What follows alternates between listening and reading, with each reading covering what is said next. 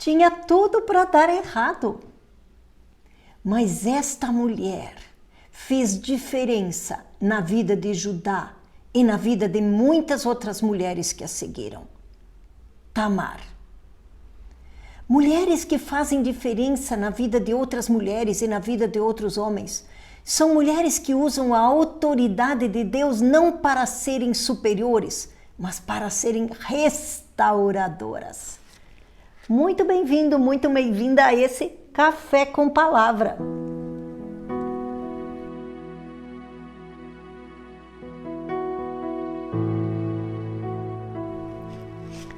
Gênesis 38 vai nos relatar a história de Judá e Tamar. Tamar, esta mulher restauradora. Primeiro podemos ver no capítulo 38 a queda de Judá. Segundo, podemos ver a graça de Tamar em restaurar Judá e então esses resultados na vida de Tamar e na vida do próprio povo de Israel. Acompanhe comigo. Primeiro, a queda de Judá inclui que ele se afastou de sua família. Gênesis 38:1 diz que ele foi viver entre os cananeus. Ele se afastou dos seus irmãos. Segundo, ele se casou com uma mulher cananeia, o que seu avô Abraão, seu avô Isaque e seu bisavô Abraão teriam condenado. E com isso também seu primeiro filho foi muito ruim. A influência de Judá sobre seu filho não foi suficiente para que ele pudesse refletir os valores do seu povo. Então, como o povo hebreu, ele não transmitiu a fé nesse Deus vivo e os valores que ele já conhecia. Contudo, o segundo filho, Onã, casado então com Tamar, ele abusava da esposa, usando ela sexualmente, sem permitir que ela tivesse esse prazer na relação com seu marido, e sem deixar ela com filhos, pois ela era viúva do seu irmão que havia falecido, que por sua maldade Deus havia ordenado sua morte.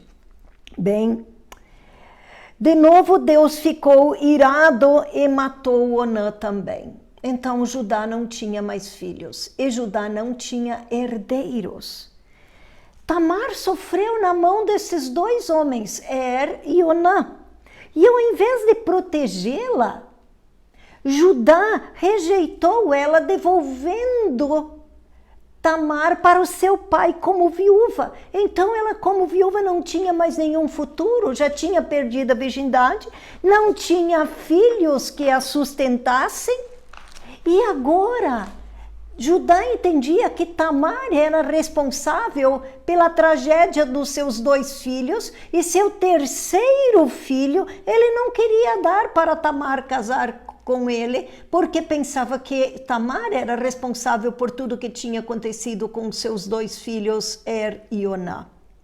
Então, essa falta de sensibilidade espiritual.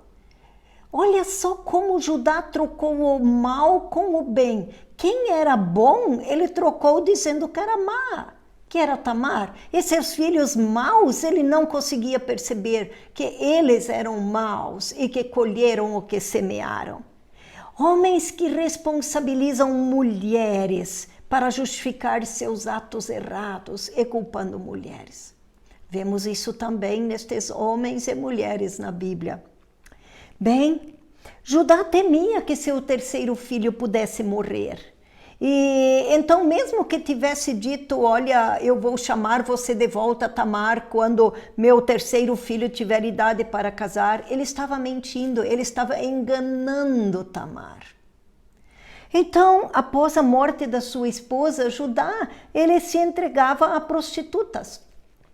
E ele não tinha problema em se envolver com prostituta, mas nós vamos ver depois que ele tinha problema que sua nora fizesse o que ele fazia. E que isso era pecado e ela devia ser queimada viva, de uma forma tortuosa de matar alguém.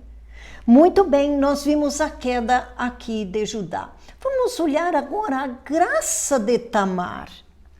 Olha só, ela pecou. em se prostituir, em seduzir seu sogro, se encontrar com ele coberta para ele não a reconhecer e tem relações com ele. Ela errou, mas ao mesmo tempo ela foi de uma criatividade, de uma coragem muito alta, se colocando em risco de morte.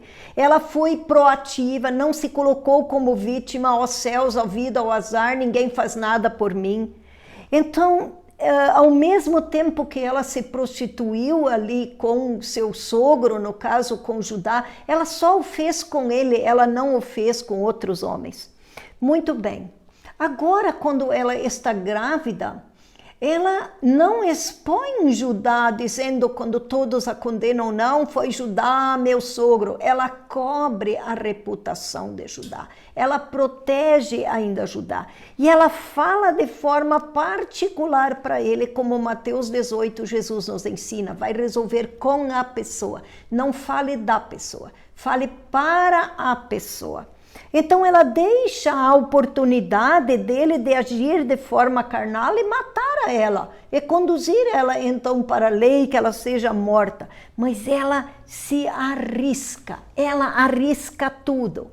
É interessante como nós temos exemplos de pessoas na Bíblia, como Barnabé, que investe em Paulo. Ele tem um discernimento, olhando para Paulo, que Paulo pode ser tudo aquilo que Deus quer que ele seja, uma bênção.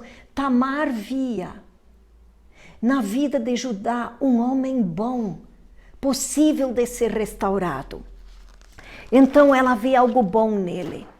Então aqui Tamar se torna proativa em trazer descendentes, o que Judá tanto queria.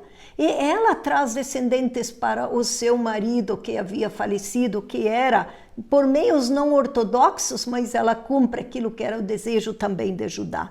Muito bem. Como acontece então a seguir? O que acontece? Acontece um quebrantamento em Judá. Ele reconhece o seu pecado. Gênesis 38, 26 diz que ele reconhece o seu pecado como pior do que o pecado dela. Então acontece um novo começo a partir desse quebrantamento para Judá. Ele que havia se perdido espiritualmente, se afastado dos seus irmãos, agora volta a ser o líder espiritual que deveria ter sido para Tamar e para sua família. Ele se manteve puro em relação a Tamar, ele não teve mais relações com ela. Aqui nós vemos um princípio.